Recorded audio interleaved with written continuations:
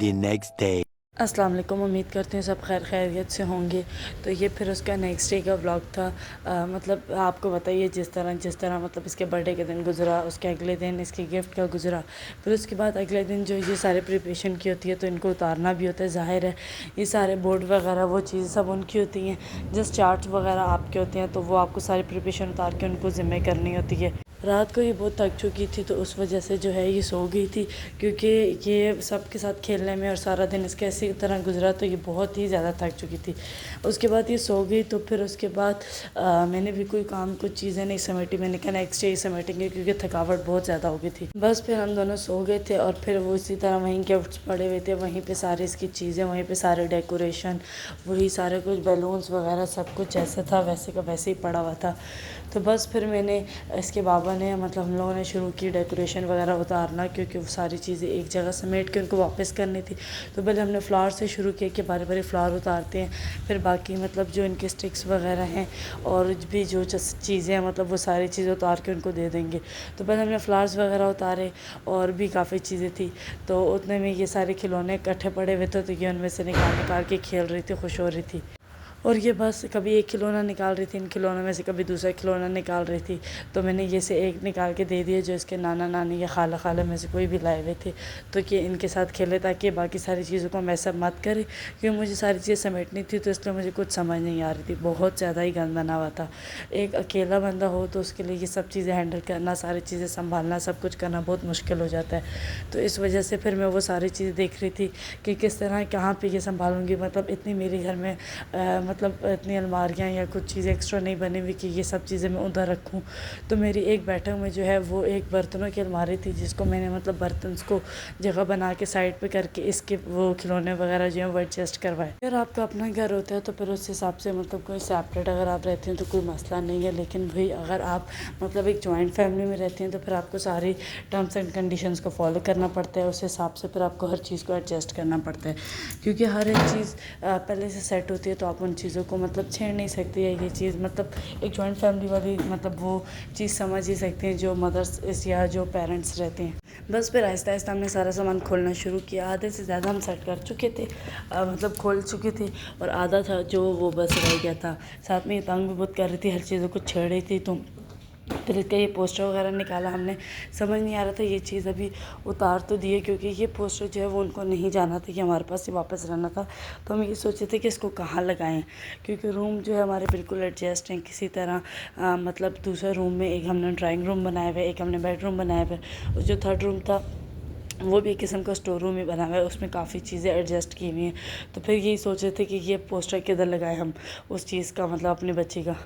बस फिर ये मैंने इस वाली मतलब जो इसका ड्राइंग रूम बना हुआ था उसमें मैंने कहा कि वो अलमारी जिसमें ये बर्तन वगैरह अगर आपको नज़र भी आ रहे हैं तो वो सारे एडजस्ट करके मैंने कहा यहाँ पे इसके खिलौने सेट कर देती हूँ, क्योंकि इसके खिलौने जो है वो अलमारियों में नहीं आ रहे थे, बिल्कुल भी गुंजाइश ही नहीं बन रही थी। कपड़े भी पड़े हुए थे और भी सारी चीज़ें पड़ी हुई थी, तो मुझे समझ नहीं आ रहा था कि मैं वो चीज़ें किधर रखूँ। बस बाकी सारी चीज़ें मैंने किस तरह कि मतलब किसी तरह करके एडजस्ट की, और फिर ये सारा कुछ काम ख़त्म करके मैंने इसको ये लगा दिए थे, और फिर उसके बाद ये सो गई थी। एक मतलब बहुत ही मुश्किल हो जाता है अगर आप जॉइंट फैमिली में रहते हैं तो हर चीज़ को संभालना, कैरी करना। मतलब एक तो आपका अपना ऊपर वाले फ्लोर का काम होता है, फिर नीचे की भी जिम्मेदारी होती है। मतलब कि बहुत ही ये चीज़ टफ़ हो जाती है। अगर कोई मदर्स वगैरह इस चीज़ को व्लॉग को देखते हैं तो वो रिलेट कर सकती हैं कि मतलब सारा दिन ऊपर नीचे करने में उनका निकल जाता है।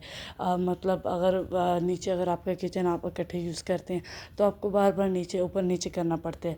कोई छोटी मोटी चीज़ भी उसके लिए आपको अपने बच्चे के लिए नीचे ऊपर ही करना पड़ता है बार। बस फिर आपको एडजस्ट करना पड़ता है, क्योंकि फिर एक टाइम आता है कि आप भी अलग हो जाते हैं। फिर आपको वो चीज़ होता है कि इससे हम जॉइंट फैमिली ठीक थी। मतलब ये नहीं कि ये चीज़ गलत है, लेकिन आजकल की जो मतलब जनरेशन है वो जो है इस चीज़ को कहती है कि मतलब एक सेपरेशन अच्छी होती है, उस तरह कोई लड़ाई झगड़े या फिर कुछ चीज़ें होती हैं जो कि नहीं होती। काफ़ी मतलब गलत फहमियाँ हो जाती हैं, काफ़ी चीज़ें इस तरह हो जाती हैं। पर ठीक है, अब इस चीज़ चीज़ को बंदा क्या ही कर सकता है, इग्नोर कर सकता है। छोड़े, हम अपने टॉपिक से बिल्कुल भटक के हम क्या बात कर रहे थे। तो बस फिर मैंने इसकी चीज़ें वगैरह समेटी, जो भी मैंने इसकी निकाल रही थी, थोड़ी बहुत ज्वेलरी, थोड़ी बहुत कैचर, क्लचेज़ इसको तैयार करने के लिए, तो वो सारी चीज़ें मैंने समेट के सेट कर दी। मैंने कहा क्योंकि बार बार बच्चों की चीज़ें ऐसी हैं कि वो अगर गुम जाए तो आपको वो मिलती नहीं है, क्योंकि वो बहुत छोटी छोटी चीज़ें होती हैं। तो इसलिए फिर मैंने इसकी सारी चीज़ें एक बॉक्सेस बना के रखे हुए हैं कि उसमें एक में एक चीज़ में क्या तो दूसरे में क्या, तो उस हिसाब से मैं उसको सेट करके रखती हूँ। कहीं कुछ जाना होता है तो वो मैचिंग का थोड़ा बहुत सेट करके इसको दे देती हूँ कि ये पहन ले। बल्कि अभी ये बहुत छोटी है तो इसलिए ये मतलब ये चीज़ें नहीं पहनती। इसे पहनाओ तो या तो ये उतार देती है, या तो फेंक देती है, या तो मुँह में डाल देती है। तो ये चीज़ें ये हैं कि जब बच्चे थोड़ी बड़े हैं तो उसको समझ भी आए कि मैंने क्या पहना हुआ है, क्या चीज़ है, क्या चीज़ नहीं है। वो अपनी चीज़ें घुमाते भी नहीं हैं, तोड़ते भी नहीं हैं। बस फिर मैंने इसके कपड़े निकाल दिए। मैंने कहा इसके मैं कपड़े चेंज कर लूँगी और ये सो के उठेगी तो फिर इसके बाद मैंने तब तक बाहर से जो है वो मतलब खाने की कुछ चीज़ ऑर्डर कर दी थी, क्योंकि घर में वही चावल थे जो हमने देग बनाई थी, तो वो हमारा बिल्कुल भी दिल नहीं कर रहा था खाने का। तो बस पर हमने वो चीज़ें वगैरह खाई, और बाकी मतलब यही था कि ये सोई हुई थी, तो वरना हमने चिकन वगैरह पीस और फ्रेंच फ्राइज़ इसके लिए मंगवाई थी। तो हमने कहा चलो ये उठेगी फिर इसको खिला देंगे। और फिर मैंने इसके खिलौने वगैरह भी सेट कर दिए थे, सारे बर्तन वगैरह उठा दिए थे, सारी चीज़ें और सारी एक हिसाब से सेट कर दी।